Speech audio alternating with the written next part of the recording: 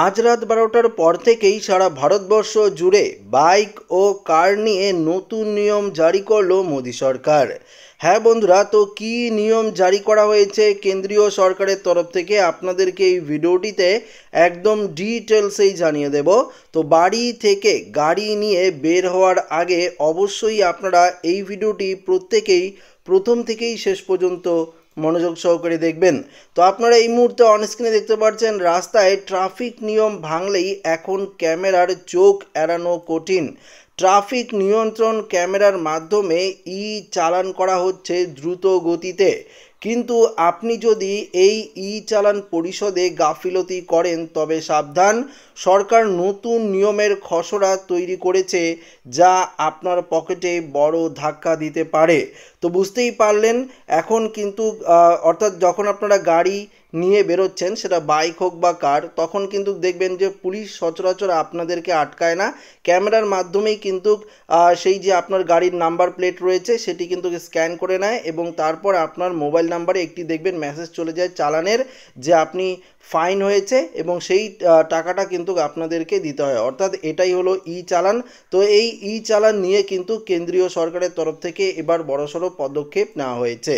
কি পদক্ষেপ দেখুন, ড্রাইভিং লাইসেন্স বাজেয়াপ্ত থেকে শুরু করে গাড়ির বীমা প্রিমিয়াম বৃদ্ধি, এখন একাধিক শাস্তির মুখোমুখি হতে পারে আপনাকে। বুঝতেই পারলেন, দেশে বর্তমানে জারি হওয়া এই চালানের মাত্র 40% আদায় হয়। এই পরিস্থিতিতে সরকার চালান ব্যবস্থাকে আরও কঠোর ও কার্যকর করতে উদ্যোগ নিয়েছে। নতুন নিয়ম কিভাবে আপনার জীবনকে প্রভাবিত করতে পারে আসুন আপনাদেরকে জানিয়ে দেই।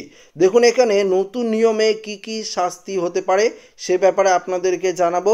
দেখুন, সরকার চালান ব্যবস্থাকে উন্নত করতেই এই কঠোর পদক্ষেপ কিন্তু নিয়েছে। প্রথমত দেখুন এখানে কি বলেছে, যদি কোনো ব্যক্তি একই আর্থিক বছরে 3বার লাল সংকেত লঙ্ঘন করেন বা বেপরোয়া গাড়ি চালানোর মতো গুরুতর অপরাধ করেন তবে তার ড্রাইভিং লাইসেন্স 3 মাসের জন্য বাজেয়াপ্ত করা হবে এবং আপনাদেরকে একটা নির্দিষ্ট জরিমানা কিন্তু দিতে হবে।